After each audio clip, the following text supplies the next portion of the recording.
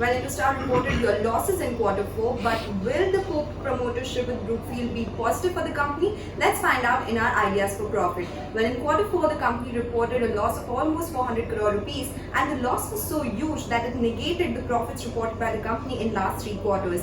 This led to a huge loss in FY20 itself, with profitability that declined due to significant rise in credit costs and fall in disbursements. Indostar has received debt moratorium from banks for a very small amount. However, 90% of the borrowers from the company have availed moratorium as of now. Additionally, the collections have been very negligible for April and are expected to improve gradually by August-September. While the funding environment that is very weak for smaller NBFCs, Indostar has managed to raise close to 450 crore rupees in this tough environment from NHB and SIDBI, and can also raise additional funds via securitization of assets because the assets fall under priority lending.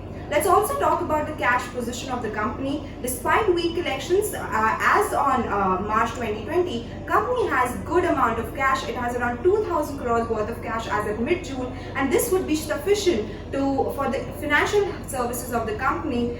Even if we assume till FY21 there are no collections.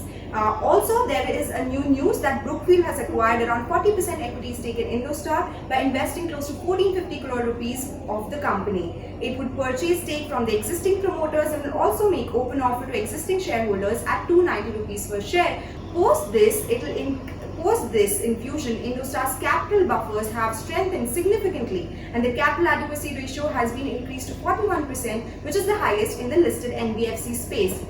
Indostar has a sound capital position and liquidity profile. Even the growth is very strong. Of course, the delinquencies across product segments is likely to increase given the challenging environment, and also right now in terms of valuations, the company is trading really cheap because there are fears in terms of what will happen in future in terms of liquidity and also deposits, and also in terms of collections that the company will make. But remember, right now Indostar's current market cap stands at 3,515 crore, which is below its net worth of almost 3,900 crores after the capital infusion by Brookfield. This distressed pricing presents investment opportunity for astute investors. Yes, even though the quarterly earnings were lackluster, the open offer at 290 rupees per share will limit the downside in the stock. Indostar's small size, limited history, and also real estate exposure led to investors' nervousness in the past, but with Brookfield on board now, perception will gradually change, and while the medium term looks really volatile for the company, investors can look at it from a long-term perspective.